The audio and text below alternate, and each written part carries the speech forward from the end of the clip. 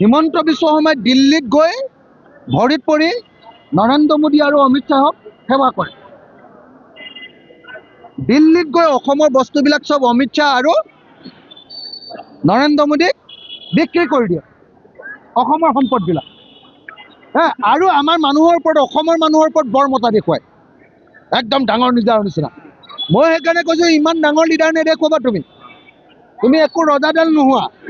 তুমি এবাৰ আমাৰ শিৱসাগৰলৈ আহা, তুমি আমাৰ মৰিয়নিলৈ আহা, তোমাক আমি থিয়ই উজনি অসমত হৰুৱাই দিম। মই চেলেঞ্জ কৰি আছোঁ হিমন্ত বিশ্ব শৰ্মা, চেলেঞ্জ। হিমন্ত বিশ্ব শৰ্মাই এই চেলেঞ্জটো গ্ৰহণ কৰক।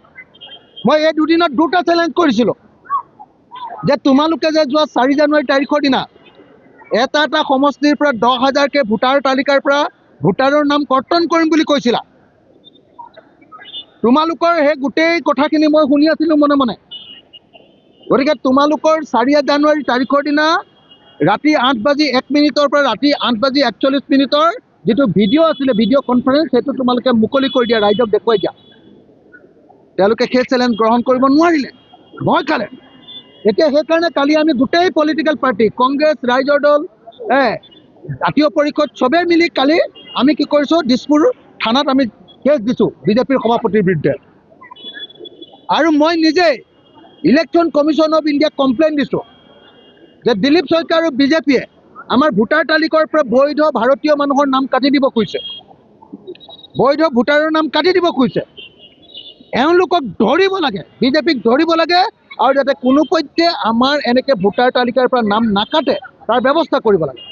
বিজেপিৰ কাৰণে এভিকশ্যনটো হ'ল, সংখ্যালঘু মানুহক এভিকশ্যনটো হ'ল তেওঁলোকৰ নিৰ্বাচন জিকাৰ এটা হাতিয়াৰ, বেলেগ একো কাৰণত নহয়। অকল মুছলমানৰ ঘৰ ভাঙি দিলে হিন্দুৱে ভাল পাব, এই বুলি মুছলমানৰ ঘৰবিলাক ভাঙি দিয়ে আৰু বিনামূলীয়াকৈ হিন্দুৰ পৰা ভোট ল'ব খোজে।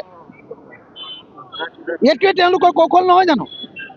সেইকাৰণে অসমৰ য'তেই মুছলমান পায় তাতেই ঘৰ ভাঙি দিয়ে, অসমৰ য'তেই মুছলমানক পুলিচে ধৰি দিয়ে ৰাতি গুলীয়াই হত্যা কৰি দিয়ে, অসমৰ য'তেই মুছলমান দেখে তাতে বিদেশী বুলি অত্যাচাৰ কৰে।